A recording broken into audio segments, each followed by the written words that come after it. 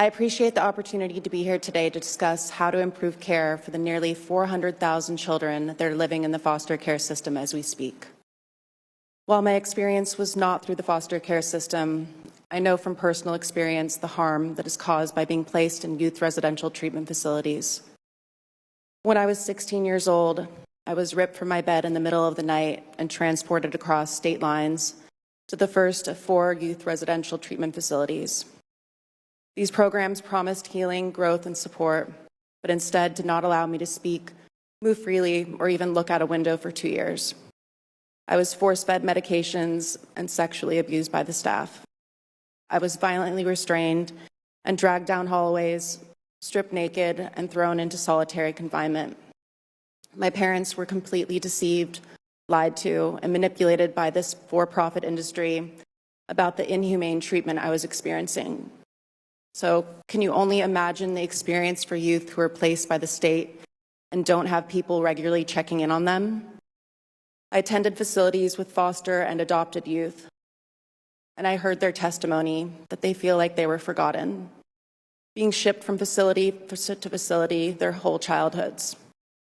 Today, residential facilities are continuing to warehouse over 50,000 foster youth and unknown number of adopted youth in lockdown facilities. Innocent kids who have not committed crimes, kids whose parents didn't have resources to support them, kids whose parents passed away, kids who have already experienced trauma. This $23 billion a year industry sees this population as dollar signs and operates without meaningful oversight. It costs approximately $800 to $1,000 per day to place a foster youth in a facility, significantly more expensive than serving them in their own communities. What is more important, protecting business profits or protecting foster youth lives? 16-year-old Cornelius Fredericks was placed in a facility because his mom tragically died and his dad was in prison. His life ended after being tackled and violently restrained by 8 staff members for nearly 10 minutes after innocently throwing a sandwich in the cafeteria. They killed him on the floor of the lunchroom in front of dozens of other children. Emergency services had been called 300 times in the year leading up to his death, with 56 violations substantiated by the state.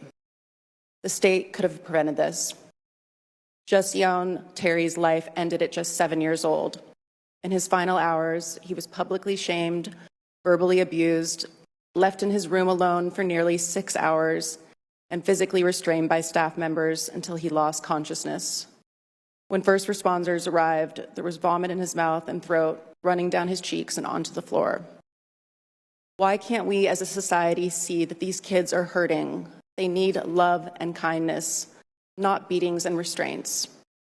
As a mom, these stories break my heart.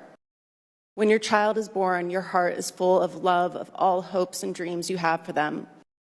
I assure you that these were not the dreams that were envisioned for Cornelius, Jasion, and thousands more who have suffered immensely.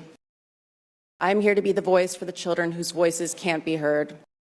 While this committee has the responsibility to move bipartisan solutions forward to protect them, I strongly advocate for the reauthorization of Title 4B. Families need resources and support so they don't need to come into the child welfare system in the first place. For children who do end up in foster care, we cannot allow them to grow up in facilities. The treatment these kids have had to endure is criminal. These kids deserve to grow up in safe, family-centered environments. I will not stop until America's youth is safe. I've helped pass 9 state laws on this issue. I am strongly advocating for the federal bipartisan Stop Institutional Child Abuse Act.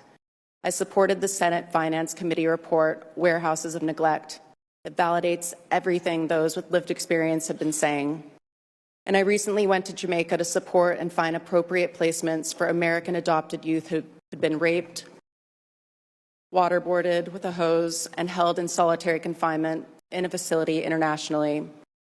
Their parents had adopted them when they were young, promised them a better life, and then shipped them off to an international facility to be warehoused there until they turned 18. How could we let this happen to them? Progress isn't an option anymore. It's a life or death responsibility. If you are a child in the system, hear my words. I see you. I believe you. I know what you're going through, and I won't give up on you. You are important. Your future is important, and you deserve every opportunity to be safe and supported. Congress, please join me in creating a world where all children have a right to family, love, education, and the support they need. Thank you for your time, and I'm happy to answer any of your questions. Thank you, Ms. Hilton.